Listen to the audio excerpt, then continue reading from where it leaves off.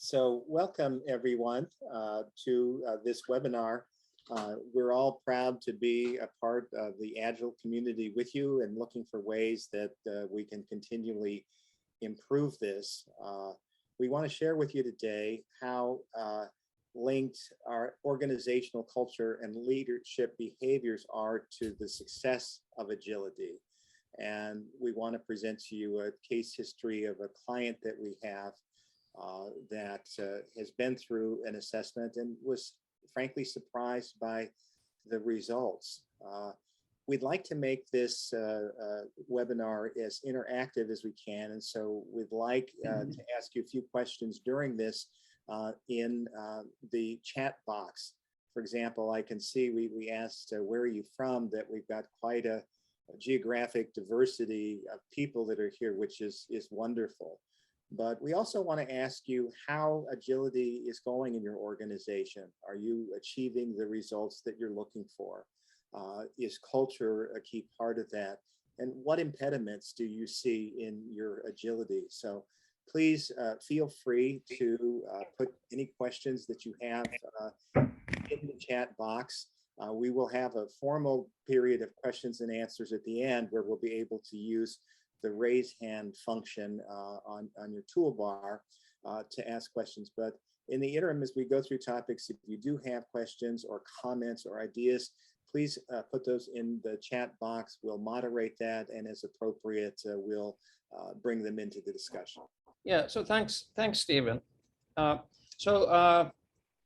me explain who we are. I think some of you know, but this is not all of us, but these are those of us who are participating in this today to make this happen.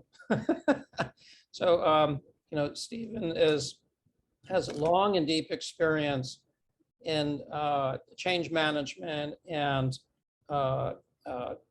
people issues within large, complex organizations and transformation. And Howard Weiner is a very esteemed architect and recently wrote a book on enterprise risk management from an Agile perspective. And who we are, you know, our credentials, you know, we're a startup, basically. I think most of you know, but, you know, some of us contributed to this book, Agile 2, about a year or two ago. And Agile 2 Academy's focus is on helping organizations to use those ideas effectively, because those ideas are game changers. It's a sharper, clearer, broader, deeper view of agility in terms of agility promoting behaviors.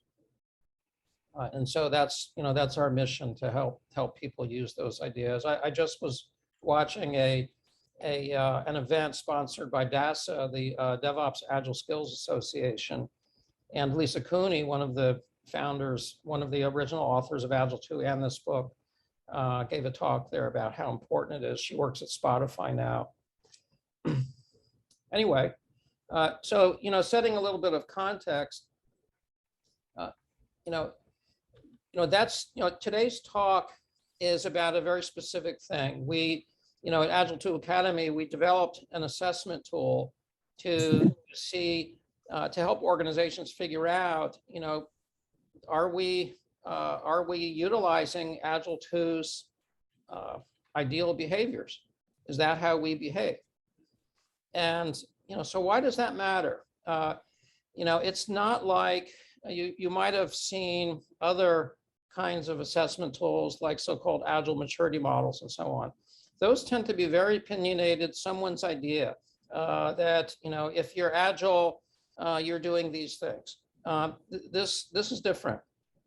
The Agile 2 tool closely matches the principles developed by Agile in Agile 2, which was developed by 15 people, spanning a wide range of skill sets and capabilities and experience, deliberately so. People with backgrounds in human resources, in product design, in systems engineering, and so on. And we worked with culture, organization, human synergistics to develop this questionnaire. And we've also worked with them to link it to organizational behavior. So when the Agile community says you have to have an Agile culture, we can now tell you what that is very specifically. And using our tool and also using some of their tools, we can actually do an analysis of what cultural aspects of your organization might be blocking you. I mean, it's nice to say we're going to behave this way, but if your culture won't let you, then it's not going to happen. So, you can't change your whole culture quickly. You can if you have 10 years, but you can make fairly quick, small adjustments to your culture if senior leadership is on board and goes the distance and is very intentional about it. You can. And so by using these tools, you can figure out what's really in the way and then focus your effort on those things. So what we're going to do today is we're going to show the results, of course, with names redacted, of an actual Agile 2 assessment so that you can see in a very tangible way, like, what does that look like? What kind of data does that produce? What does it mean? So in looking at the big picture, I don't think I need to tell this group that we have here that agility has become a competitive necessity, or for many organizations, it's become something they have to do in order to survive. We've been through so much digital disruption in the last few years, and then coupled with the changes that have hit us through the pandemic and other areas, agility is really important. And it's not just in software development, it's in every aspect of every organization. And many Agile programs have been launched, but the fact of the matter is most programs don't achieve their full potential. And I believe the reason why is that leader behavior and organizational culture are inextricably linked to agility. As we're working with human synergistics, we're really plotting out the specific relationships on those things. And it's clear from the work that they've done that leader behavior and organizational culture are really important for the competitiveness of the organization. There's another dimension too that I think many organizations are realizing. You've all heard about the Great Resignation and the issues that people have in retaining, recruiting, and attracting top talent. And again, the research is pretty clear that culture, organizational culture, is a very key component in this important sort of issue.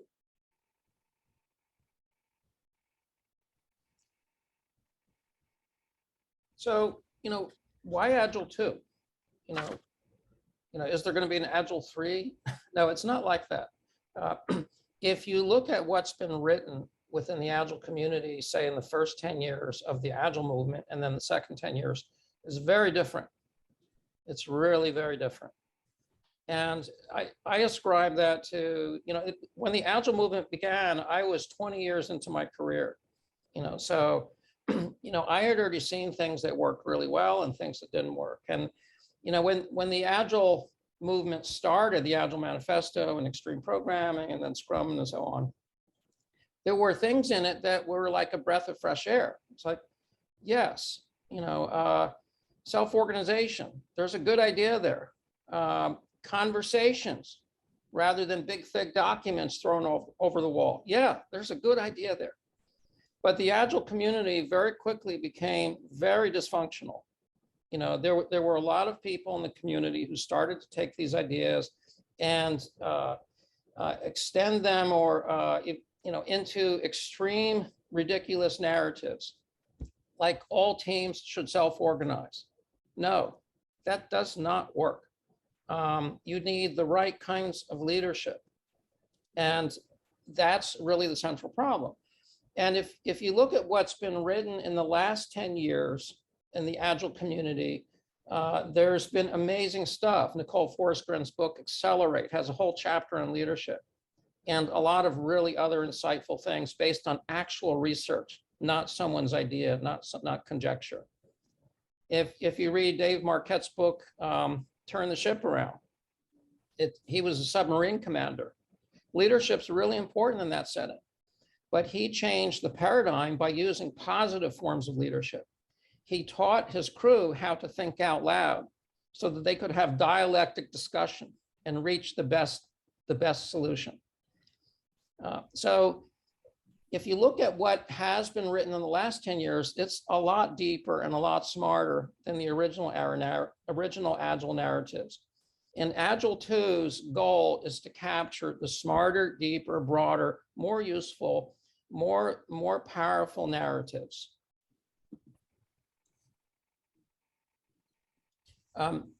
Agile 2 Academy, as I explained, was formed in order to help organizations to use these newer, better, more thoughtful, more informed ideas informed by actual research, actual science, cognitive science for how people think and how people collaborate well and communicate well, behavioral science. In fact, the Agile 2 book discusses several models, trans-theoretical model for behavioral science and path goal theory from leadership theory.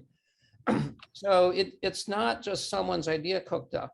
It's like, substantiated work that has been done in a lot of fields that intersect with this.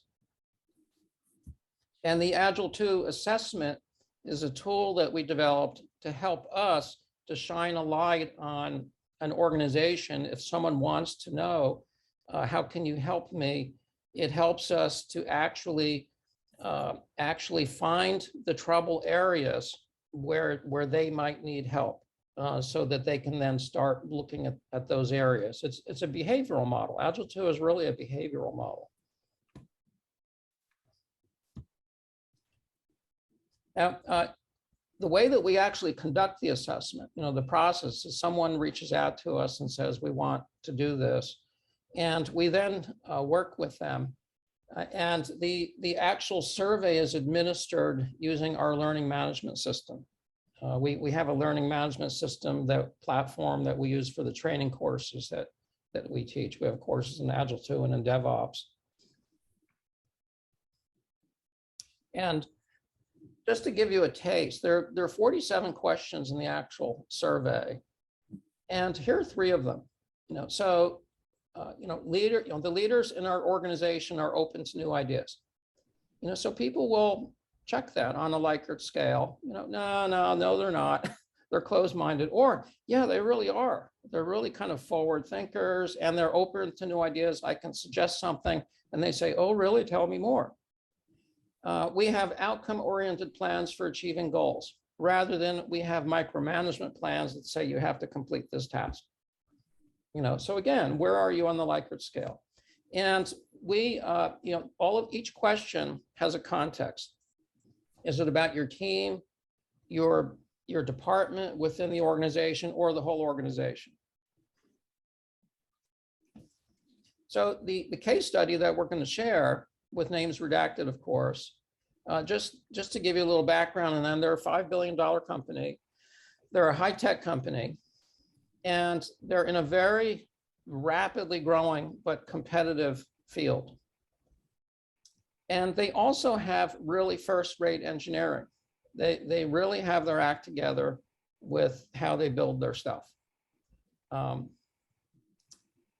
And another thing is, they have had a bad experience overall with the effectiveness of the Agile coaches that they have. And there's a lot of nuance there. Now, what do I mean by that? But I'm not going to go into that here. Let's just suffice to say, they feel that they could be using those people better. And they also, this is an organization that has a very well thought out learning and career track for every role, except the Agile coach role, They do a lot of in-house training of people. And they're very intentional about the skills people need for different roles that they have, except for the Agile coach role. And they also have a lot of really major technical initiatives underway. So there's a lot of pressure. There's a lot of pressure to perform and to be effective and to move quickly. So, before I show you, the results, which will be kind of like a broad brush view of the results, because we actually give them a report that goes into a lot of detail, and a report like this doesn't tell you what to do. It tells you like areas that are hotspots, like there's a problem here. We need to look into that. You should look into that. An assessment tool is not definitive. It's an indicator. It's like going to the doctor and say, oh, you have a fever, but it doesn't tell you why you have a fever. So it's kind of like that. But one thing that really struck us with these results is, we can slice and dice the results in lots of different ways. And we discovered that the answer profile for their executive team was very similar to the answer profile for practitioner. The level in the organization didn't seem to affect the way people responded to these questions. And again, that's an indicator. It doesn't tell us anything for sure, but it's an indicator that there is very good communication happening within the organization.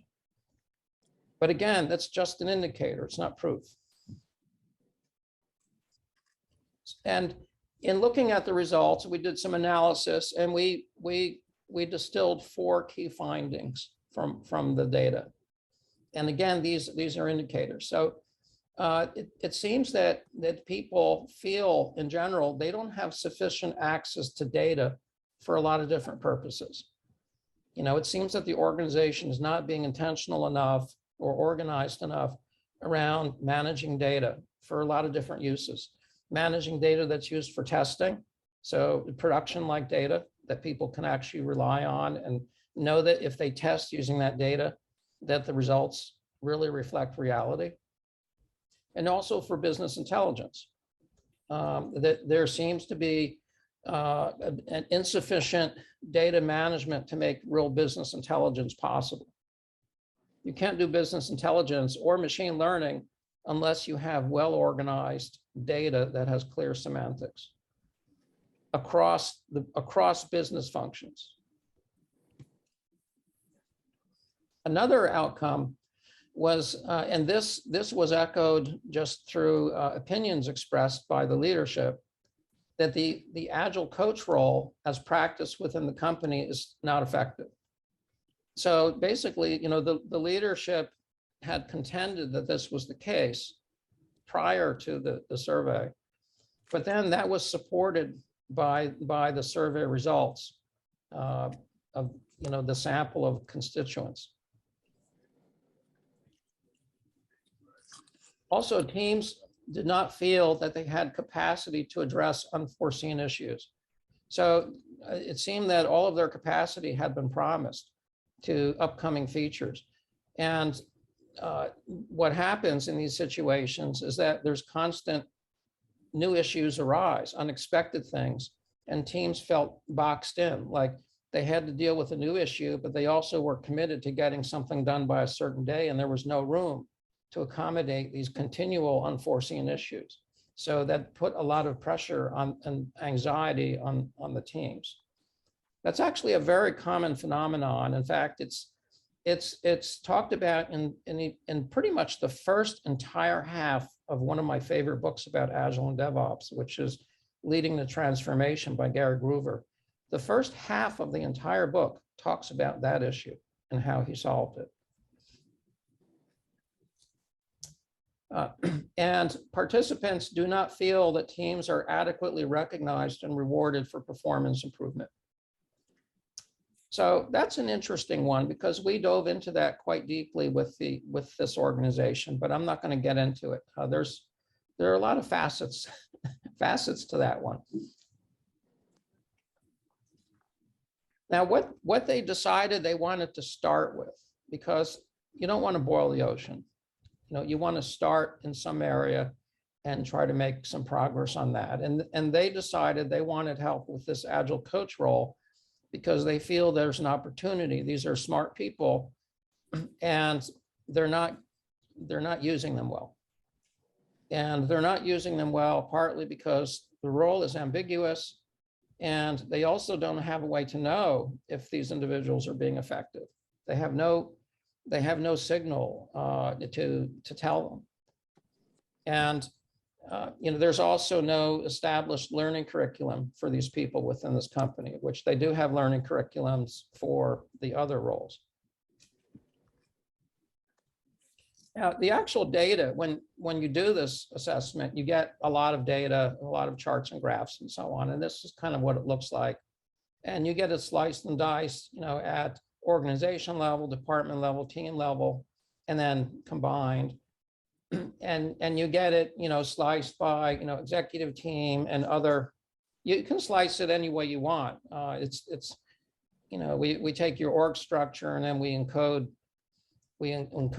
that and so that we can slice people into different categories. So in this case, we wanted to see if there was a difference between the way the executive team responded and people below them in different areas. And just to pull one of these out, when looking at, all the, across different areas, there seemed to be a problem in the data area. And in all of these charts, a low score is not good. A high score is better. So, data seems to be really on the low side. And, that's an indicator, let's look into that and find all the data related questions and, put a sharper point on that. What do you mean data's not good? And let's find out more about that. And then eventually what you want to do, of course, is take this data and start talking to people, and have some workshops or some kind of sessions where you're getting a range of opinions to start identifying actual root causes. But again, this is an indicator. There's a problem with data. And if we look at all the questions, there are 47 questions, as I mentioned, and there are a number of them. The orange is the orange is the standard deviation. And, so the blue scores, we actually had fairly low standard deviation for these. And, the blue scores that stood out are these ones that were circled. And we went back and, sometimes the categories tell you something, but other times you really need to look at the actual question. So we went back and looked at the questions for these, and that gives us a clue of something that needs to be investigated further. And so how do we interpret this? Well, once again, a tool like this is only an indicator. It tells you you have a high fever or something, but it doesn't tell you why. And so you have to then explore with individuals and get a range of opinions and have both a dialectic and dialogic approach to finding out, what's really going on here. You're trying to understand what's happening. And we have a model that we use for trying to understand. And this is a simplified version of it. It's basically, our belief, and this is something we've worked with human synergistics on to refine this thinking, that, there are agility promoting behaviors, which Agile 2, the goal of Agile 2 is to try and summarize like what those look like in an organization. And then there's also culture, the organization's culture. And then there's also what people know. If people know waterfall patterns, that's what they're going to use, no matter what the culture is. People are going to use the tools that they have in their mind. So you also have to teach people, or they teach themselves, or both. They have to have the mental patterns that are going to be effective in that setting. So you need all three things. And this is actually a more detailed model of that same thing. And in this model, there's a left to right. I showed you the simple one first because the detailed one looks like really complicated, but it's actually not. There's a left to right progression here.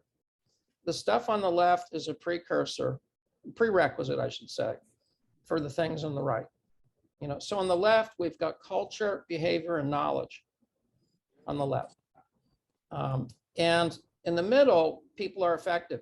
Those things on the left are prerequisite for people to be effective.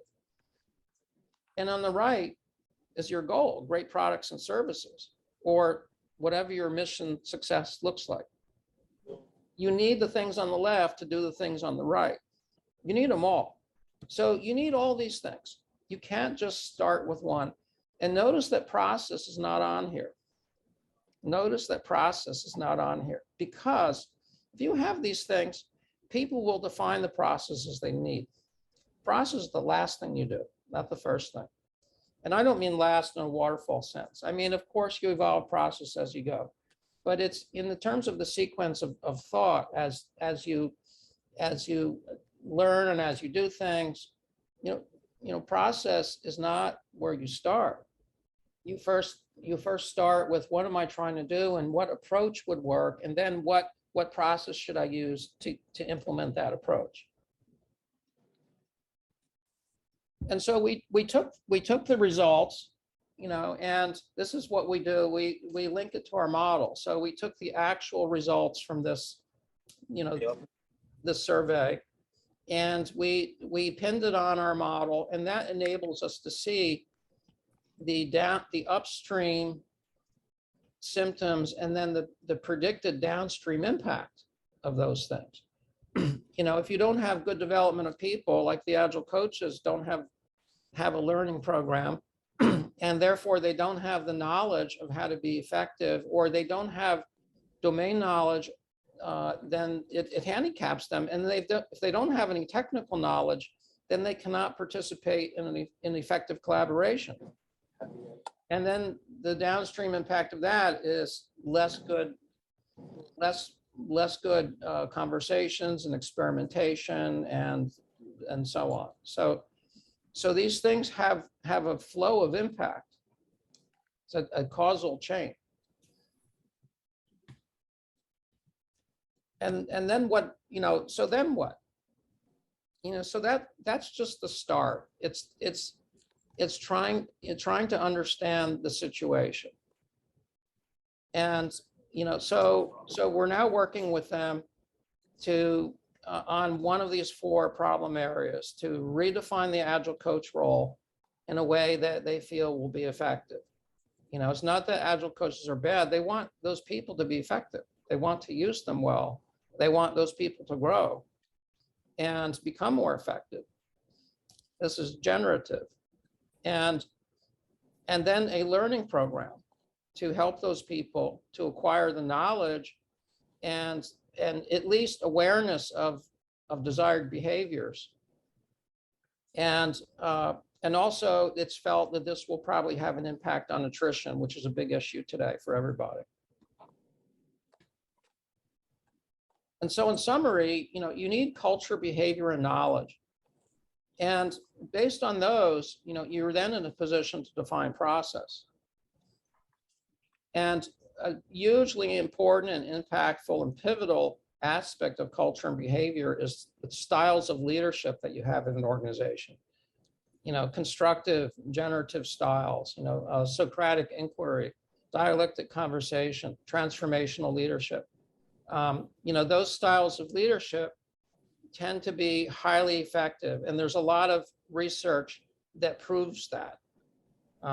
So that's what we need to have, and the question is, how do we, what do we have, and how do we get that? And a little preview, we're going to be introducing something that is open source. That's a pattern for how to get there. That's non-prescriptive, so it's basically a learning journey that an organization can undertake to learn these things using our tools and other tools from other people. The goal is to learn these things wherever from, and defining your own processes and improving your culture along the way.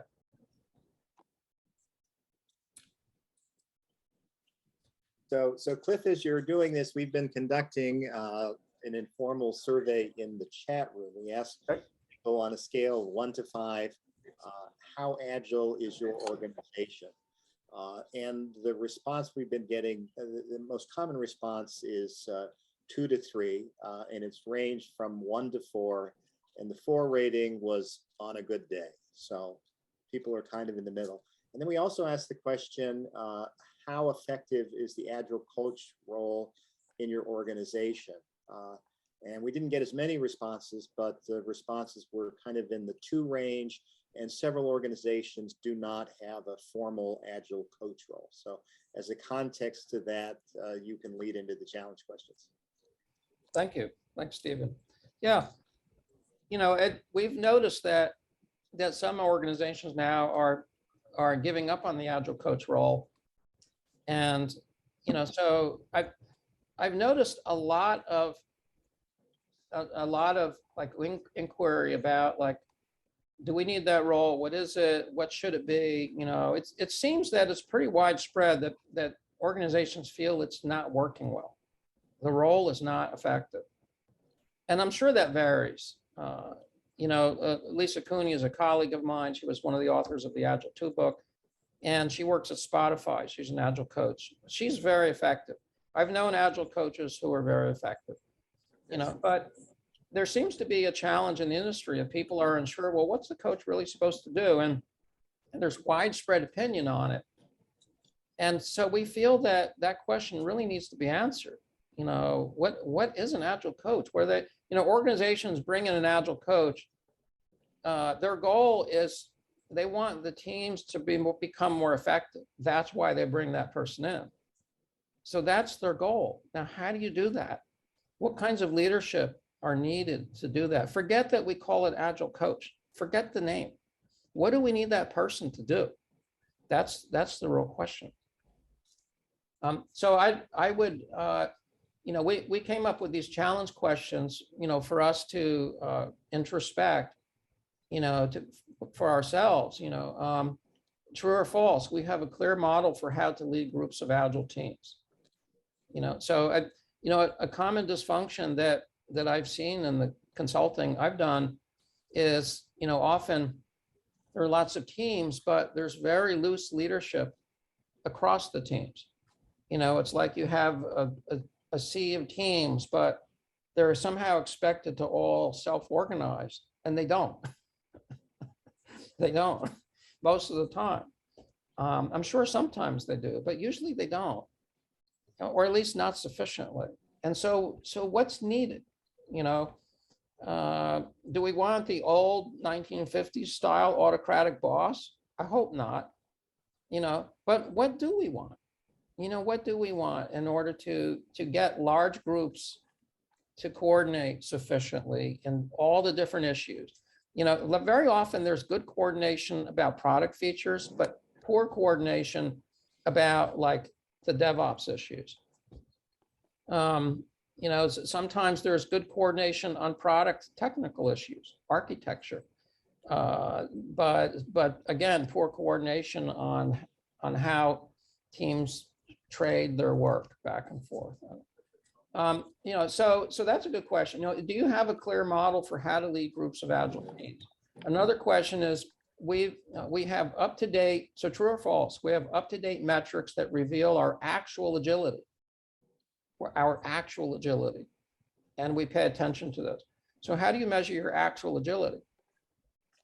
Well, my favorites, you know, actually, if you're familiar with the DORA metrics, there are 2 of those, but I and many people have been using them for a long time. They're lean metrics. You know, one is your either lead time or cycle time to get a new feature out. It's not that you want to get new features out all the time. Maybe you don't, but you want to be able to, you know, because that affects your time to market, and it shines a light on your entire value stream flow. And the other, which you have to do in companion, is quality, because anyone can pump out junk quickly. But if you're observing quality and observing how fast things get done, really done, you're measuring the whole picture. And that tends to put a light on everything. And that way you don't have to worry about utilization and all those micromanagement techniques. It's the net outcome. Those are trailing indicators that are very powerful. True or false? Most of our Agile coaches also know DevOps. So I think I mentioned that I joined an event today, DevOps Agile Skills Association, and Lisa Cooney gave a talk, and her talk talked about why Agile coaches need to know the basics of DevOps. And they do, because it's how the teams do the work. And you don't have to be an engineer, you don't have to be able to do it yourself, but you have to have a basic understanding of it.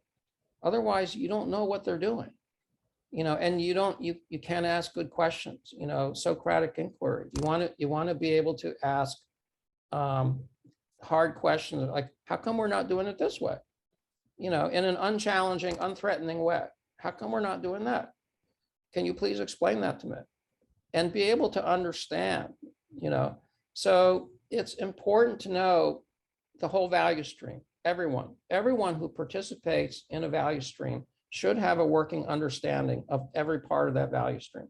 If you look at a Formula One racing team, everyone from the team owner down to the people who work at the pit stops and the driver, they all know the basics of how a car works. They all know the basics of how that car is built and how it's assembled and how the whole thing. Everyone knows at a basic level how it all happens. If you take someone in the pit crew, they can't design the car, nor can they race it, but they understand the basics of what goes on and how it works. That's what we need. Everyone who participates in a value stream needs to know the basics of every part of that value stream. By the way, I don't know how many people are aware of it, but a Formula One racing team is not like 10 people. It's usually several hundred people and generally has an annual spend of several $100 million. Most of our, let's see, if true or false, if we choose, we have the ability to release new features daily, if we choose. So these are just some challenge questions. And if the answer is no to any of these, there's room for improvement, which is good. The first step is to know, hey, there's an area to improve.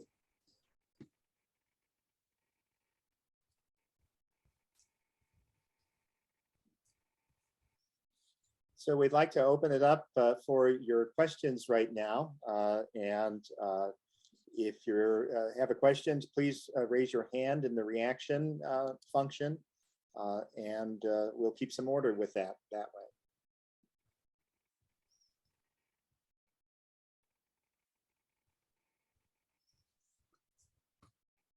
Stan, please go ahead. Yeah, thanks for taking my question. So good stuff.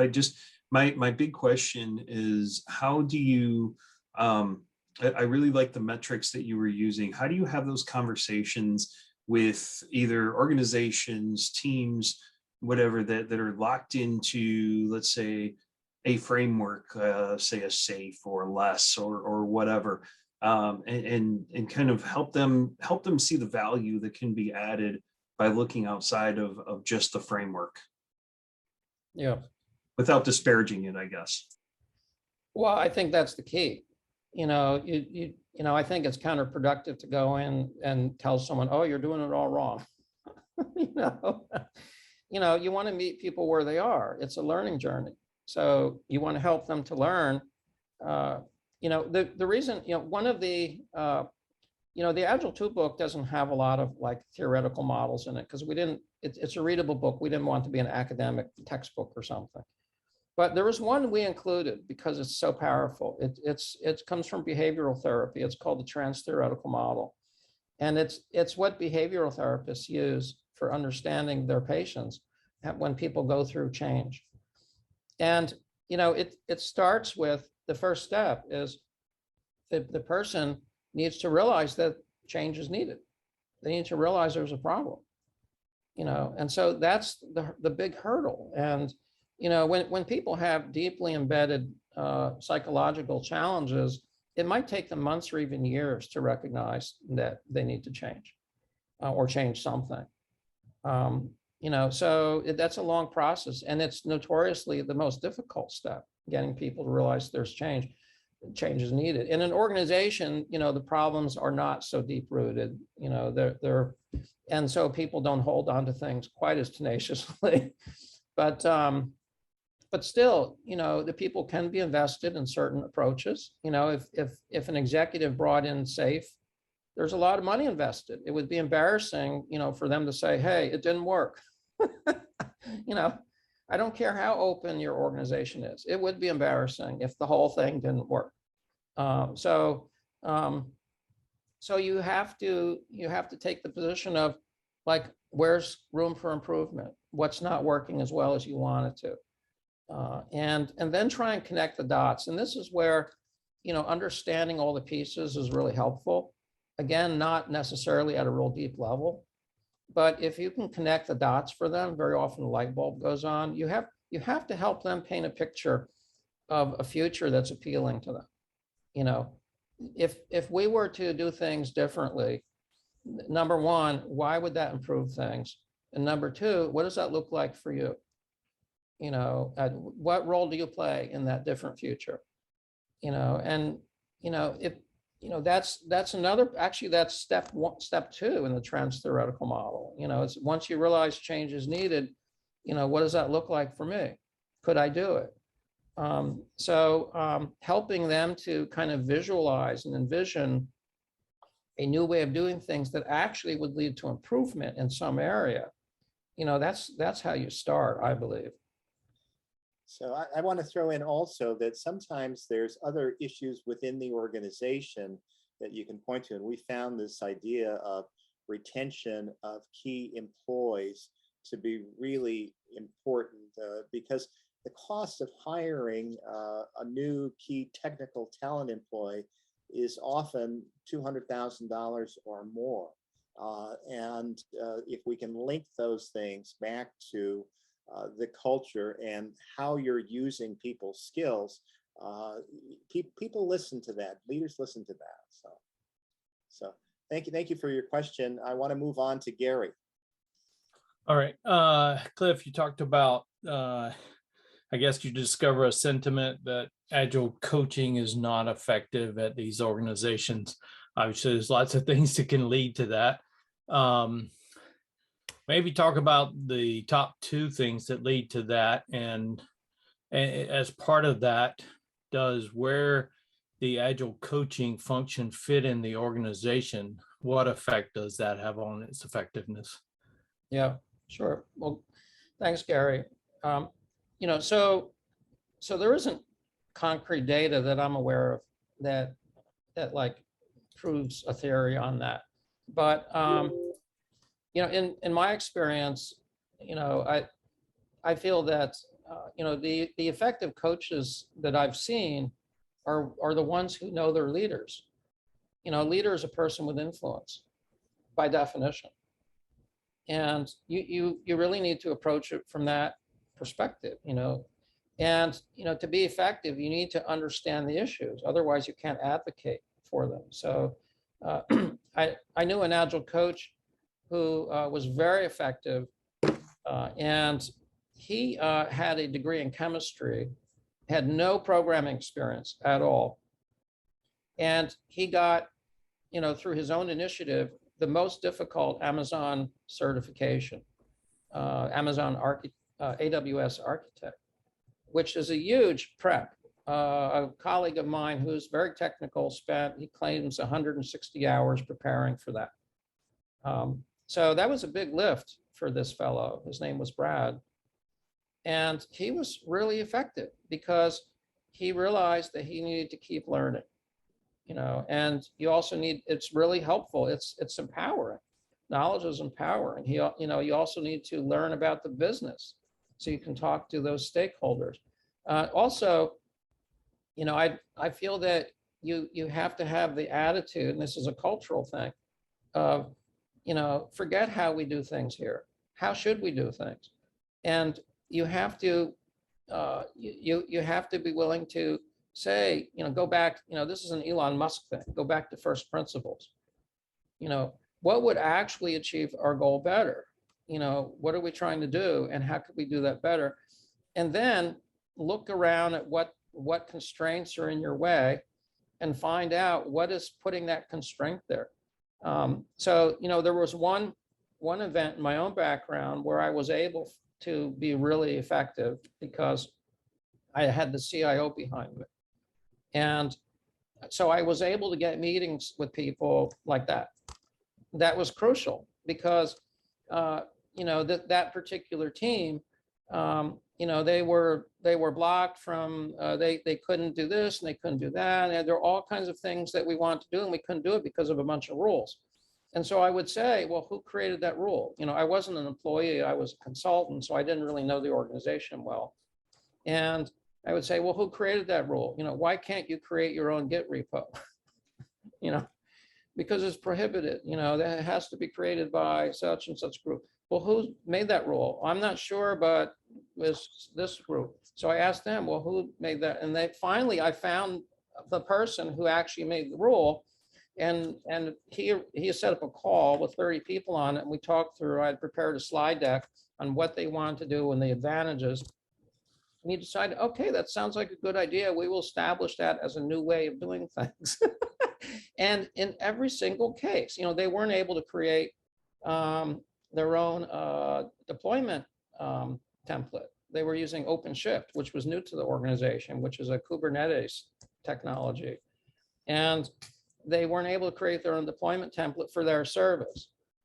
Well, why not? Because they need to understand how it's deployed.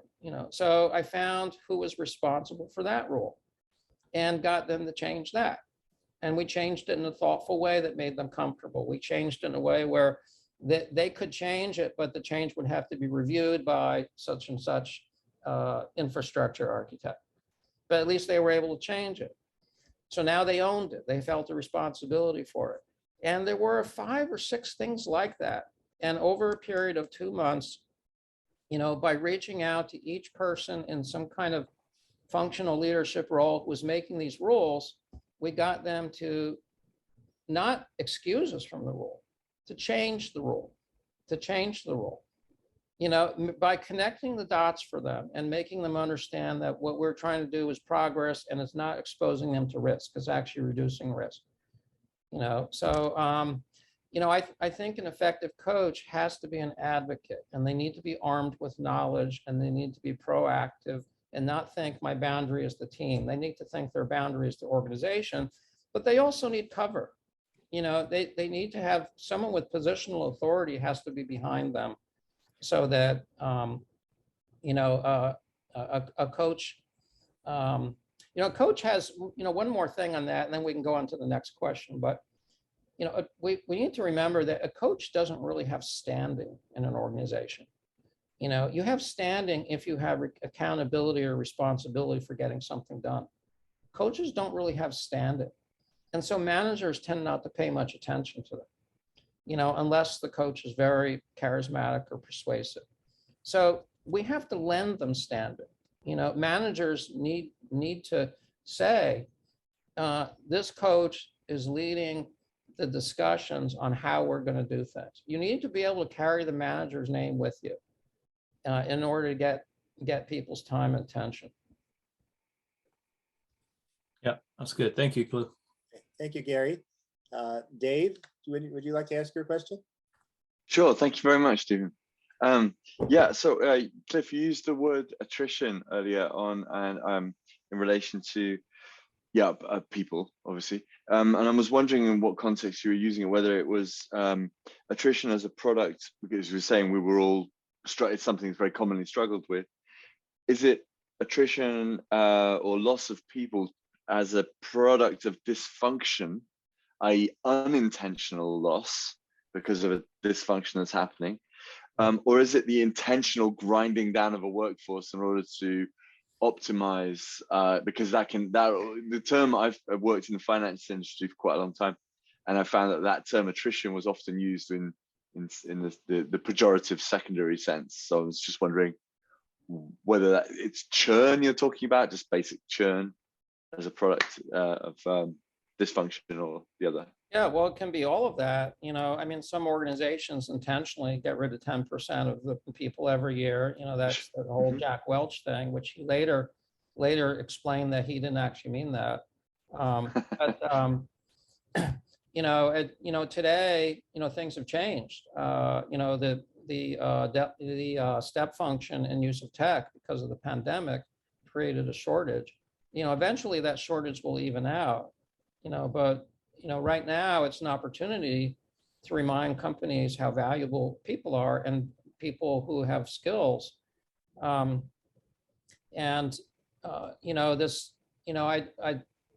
We should be focusing on effectiveness, not utilization. People aren't, gears of a machine, they're human beings.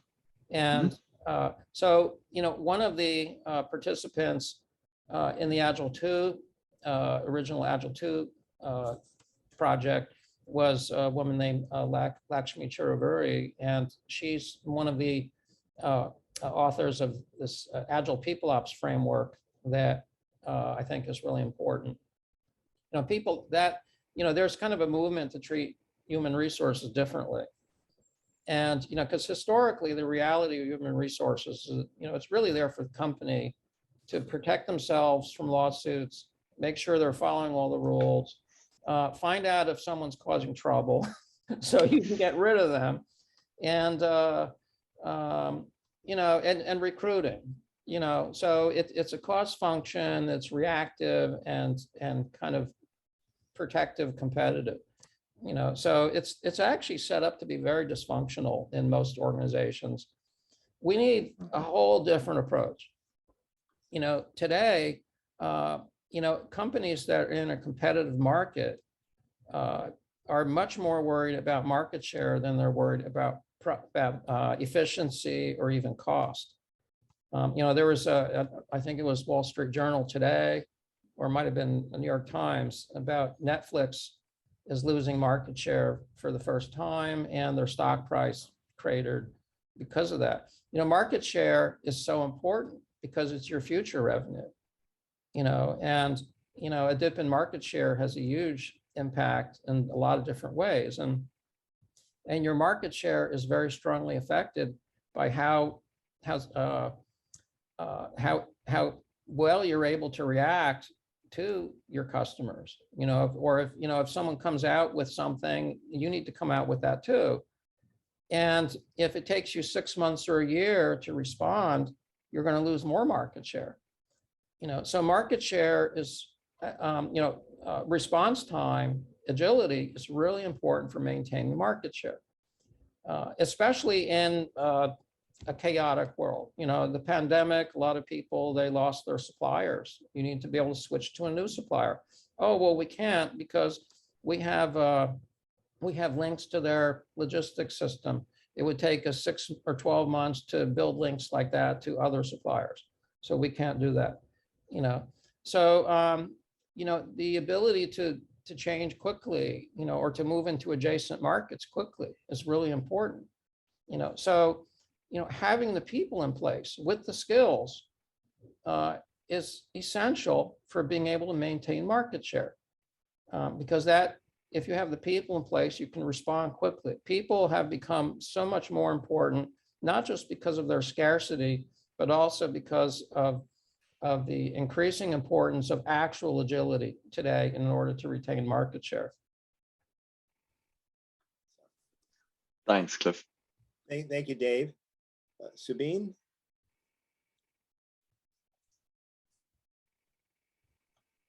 Okay. So thank you so much for taking my question. So I'm really curious about the 47 questions, so that's okay, I'll come to that. So but I was looking at the results, and one result in particular talking about data inefficiencies in the organization. And I'm just curious, like, is the 47 questions, one or two of them is really focused on the QA practice or the data, and how do you guys derive into that specific results? Yeah, there are actually a number of questions related to data, but that one result was a roll-up of those. Data, Agile 2 actually talks about data from 3 perspectives. One is kind of the front end. Do people building things actually understand their organization's data? It's interesting because in the late 90s, I was involved in something called feature-driven development. It later became written up as a book. I was on the team in Singapore that actually developed feature-driven development. And the very first step of feature-driven development entails creating a logical information model so that everybody understands the organization's data. But somehow other Agile methods have nothing about data. Like, why is that? Why is one so focused on data and modeling and the others have nothing about it? Something's wrong there, definitely. And, today we've moved more to services, but there's still data. Data is what ultimately matters. And so, what's our domain model, our domain-driven design model? What is it? And, are we keeping it up to date? Are we doing that in an Agile way, not in an old top-down way? Are we, maintaining it as we're changing it, so that we have it? Because, the other, another way that Agile 2 talks about data is, can you actually leverage the data you have? I've seen so often Agile teams create microservices and then they broadcast data objects, JSON objects, to their data lake. And it goes in there and no one can ever make heads or tails of it. Machine learning teams look at that and they say, what the heck is all this stuff? Forget it. I can't build a model with this. I can't do any training with this stuff because I don't know what it means. I don't know how to reconcile these JSON objects from over here with these from over there. Are these fields similar? What do these mean? And it's not documented. There's no schema. So it's a real crisis today. Data lakes are actually data swamps because of that. And so, and then there's also the dimension of curating test data so that we can have confidence that when we run tests and they pass, that things really work, because the test data actually is true to the way production data really is. So those three dimensions are really today crippled. Those are three areas that really need to be worked on for data. Okay, thank you. And again, my second question is you said you mentioned about the open projects. So I was wondering, do we get to see the 47 questions? No. No, that is intellectual property. I mean, Agile 2 is open source. It was released under Creative Commons. All of Agile 2 is Creative Commons. That was done to release it to the world 2 years ago. But the tool that we developed, a lot of work went into it, and it is our tool. But we welcome others to create similar tools based on the Agile 2 principles and using whatever culture models they feel are useful. Thanks so much. Sure. So do we have any other questions? We're getting near time here. Well, I had a second one. I don't know if there's anybody else waiting, then I will yield to them. But I had a second one and yielded for fairness. And then I saw Subing jumped in with the second one, so I thought, okay, now's my chance. Is there anybody else? No? Okay. You're good. Okay, cool. So yeah, basically related to the positioning of the Agile coach within the organization, as you mentioned, Cliff, the need for the, how do you express it? Lending standing to the coaches, for the leaders and the managers, lending standing so that they get heard and so that they get followed as well. Obviously, they have to have some sort of intrinsic leadership qualities of their own, but they need that boost for sure. That I've seen. And I'm wondering if there isn't a, where the optimal positioning is. Myself, I've been thinking about it a lot, and I really don't like them being positioned under the CTO, because technicians, engineering mindset people often have a particular bent and leaning towards providing solutions, sometimes where there isn't a need, simply because they're loving the solution so much. And if Agile coaches who are supposed to sort of expose that kind of thing are reporting to them, they have one hand behind their back. And I'm wondering whether you A, agree with that, B, if not, have an alternative thought on that. Yeah, I guess, I'm not sure. I've seen it done in different ways. One thing I would say is they should not be on the project team. They should be independent. And I have seen them under the CIO have that work really well. It might be good to have them in under several different line reporting positions. I feel there needs to be a strong community of practice for Agile coaches that cuts across. But where they should all sit, which C-level they should sit under, I'm not sure it matters, but your point is well taken.